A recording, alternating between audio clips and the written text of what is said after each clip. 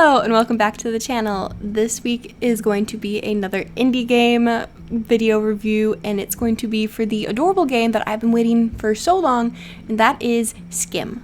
So thanks to the people over at Minimap that I partner with, I was able to get a review code for SCHiM, and this is the entire reason that this video is possible, because I probably would have missed it, honestly. So thank you, Minimap, for allowing me to make this video review.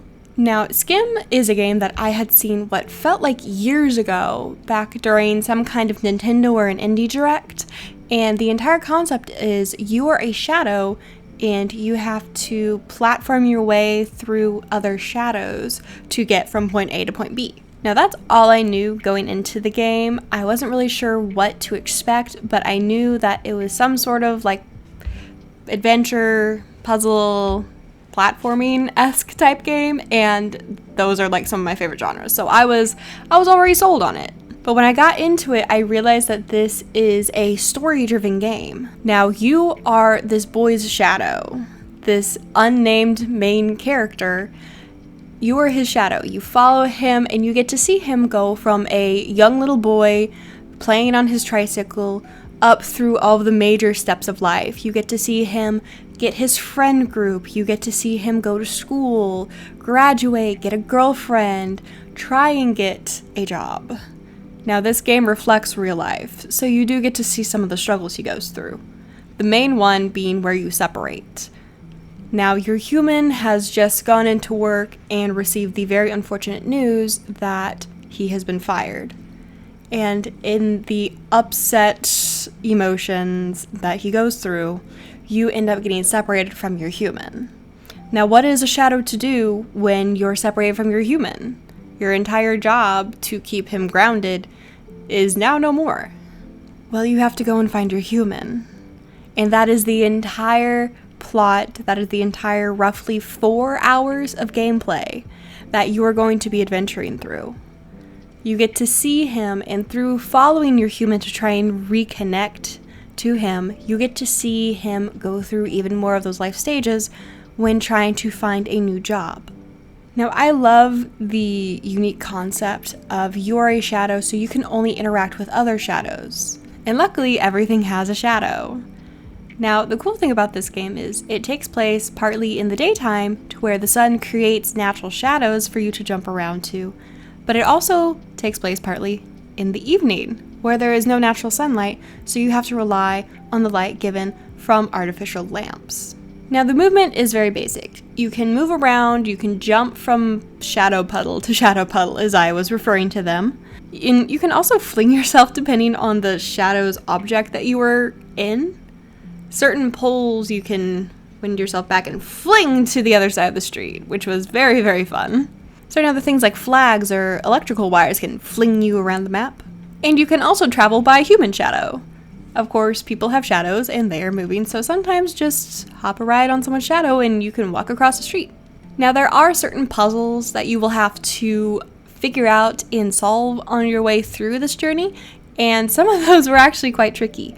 Sometimes you have to go and activate another object through the shadow to maybe turn a stoplight from red to green, maybe open up a gate to let some cars through so you can get further into your progression. This all made for a very interesting, gameplay progression.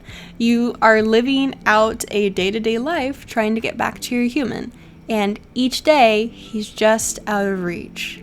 The gameplay segments are broken up into paths. You will have to get from point A to point B. Usually that's down a couple blocks of a street, and you go through all these different types of environments. Some will be just a market side street. Others will be a more residential area. Some are full on almost like highways. So there is a very wide variety of different environments and puzzles for you to solve, so you really shouldn't be getting bored. Now, I did read some reviews before putting together this video that some people thought that the game was getting a bit lackluster when they eventually reached the end. I can understand that because there's not a whole lot of development for your little shadow ball that you're controlling. You have your basic movements and you can fling yourself, but that's all you can do. Now, like I said, this is very much a story-driven game. So you are just watching the story of your human unfold until you can get back to him. Now this story, I took roughly 4 hours, and that seems to be about average for how long to beat has this game set for. And I think personally that is the perfect amount of time for this game, because it is a very simplistic game, and I think that going through and doing as much as you can in the game, like, there's not really side quests, but there's little achievements you can get, such as interacting with 50 giant shadows. You can interact with some of the environment, like maybe ducks, or scaring a cat, or making a car beep. There is one for, I believe, littering 50 times. You just go into like a soda machine or something, and you just spam your button, and it just throws sodas out. So there's a lot of little aspects in there that will have you stopped for like maybe 30 seconds, and I view those as little mini side quests to get some achievement just randomly. I liked hopping in just to see if anything would pop. But the game, it's very, very simple. There's only so long you can go without actually reaching your human before you start to get a bit fed up with it. And I can understand that maybe some people reached that before others, and that's why they didn't really enjoy it that much. I too was starting to get a little bit looking at the clock, trying to figure out where exactly this is going to lead me. But whenever I got to the end sequence, which I'm not going to go into any detail about because I do want you to experience this for your own, and this is going to be spoiler free aside from obviously like the beginning, but you don't even get to experience the gameplay for the part that I was telling you. That was the introduction, so I don't consider that spoiler. But the ending does kind of ramp up the puzzles and the interaction that you can do, and the story gets very intense. And I will say, since some people would be asking, is there a happy ending or is it a sad ending? Because a lot of the story, it's kind of melancholy because your human has lost his job. He's very sad. And some of the events that you go through might not lead you to thinking that it's a good ending. But if you want to know, it's a happy ending. Don't worry. Everything works out. So I will say this game, I would not consider it mindless because you do have to think. There are some puzzles. I did have to look up some solutions because I got stuck. A lot of the times it's something as simple as you're thinking of the puzzle in the wrong way. So I did have to look up a walkthrough a time or two. But overall, it was pretty, I don't want to say easy because I wouldn't give this like to say a child, but I would say for an adult, and especially because an adult would understand the story better, I would say that this is a great game. It's not going to be too challenging. You're not going to be sitting there like knocking your head against a wall going, how do I get through this? But it will make you think. And that it's like in that perfect in between that I love. So I highly recommend this game. Even after going and knowing nothing, I didn't expect it to be the game that it turned out to be, but I still loved it either way. The use of colors and simplicity in the art style, I think, makes this game stand out. Because what other game do you have jumping from shadows and the people are...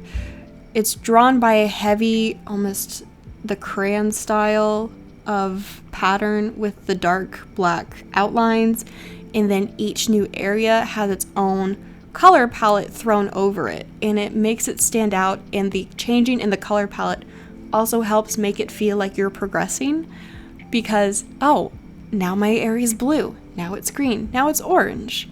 It feels like a natural progression, and I don't really know how to describe it.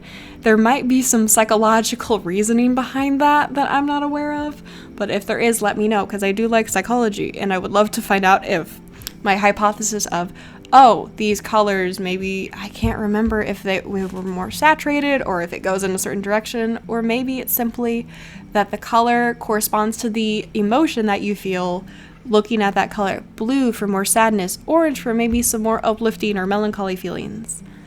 I don't know. Right now I'm just rambling on a hypothesis. Back on track. The game is great. I loved it. This is a shorter game. I love short indie games. They are some of my favorite.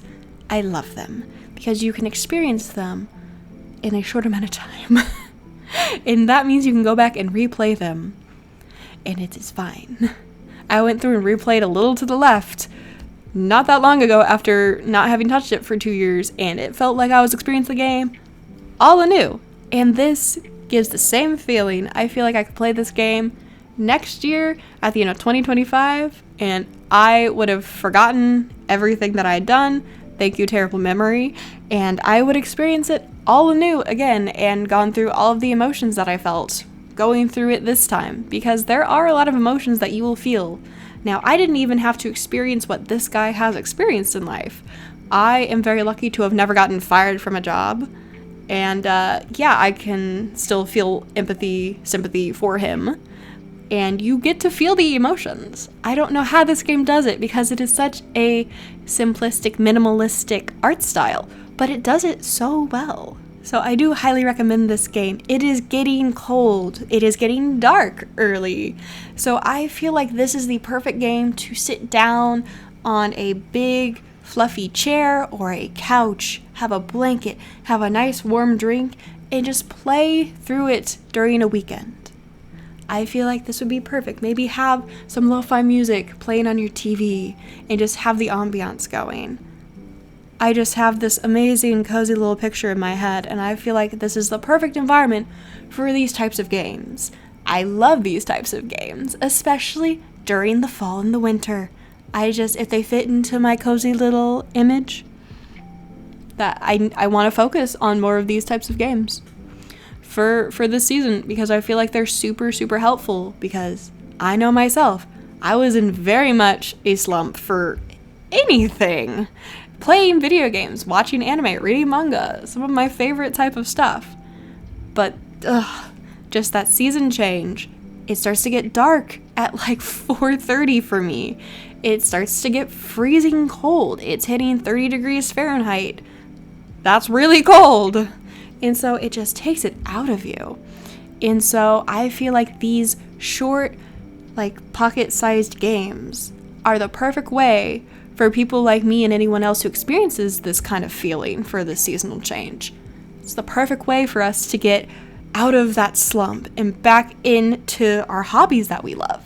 This review has taken kind of a turn, and I did not intend for it, but I think it's fine, because I go off script, and that's how you know that I mean what I'm saying in these reviews. My script, which is just the blog counterpart, is a whole 3.5 paragraphs. So I'm going very off script for this. But this is just the feeling that it gives me. I highly recommend this video game if you are in need of that little pick-me-up. Maybe a little emotional story. Who knows, if you're more sensitive to things, I know I am, you might even shed a tear for it, because this, it's so emotionally moving. And if you are someone who needs that, this might be a game for you. Now, this might not be my indie game of the year, but I do believe it is up there, and I do believe it is highly worth playing. And I have been talking for a while now, so I'm going to go ahead and wrap this up. I highly recommend this game. SCHiM is a lovely little indie game. You can play it in a weekend. You can get the feel for it. It's a game that you can play again in a year, and I think it is highly worth it. I don't think it costs that much. I played it on Steam. I believe it might be on Nintendo Switch, other platforms. Highly recommend it. Just get cozy, play through it, experience the emotions it gives you. That's about it. That's all I can tell you for it. Everything else that you would get from it, you have to experience it for yourself. But yeah, that's going to be it for today. Thank you so much for everyone who showed up. If you've played this game, let me know what you thought about it. And if I have convinced you to get it, please let me know down in the comments below, because I would love to know. Okay, now since it is getting very cold and dark, I would love to know some of your pick-me-up games for the upcoming winter season. So leave those in the comments below. I'm going to start doing like a question of the week or something, because I feel like that would be fun to have you guys interact more. So what is your pick-me-up game for when it starts getting winter time and the blues starts kicking in? But I hope to see you all in a future video. And yeah, that's it. If you like my video, give me a thumbs up. It helps keep my videos on your For You page. And if you want to do a little extra, hit that subscribe button and you won't lose me in the sea of YouTube content. Until next time, I hope you guys have a wonderful day. Bye.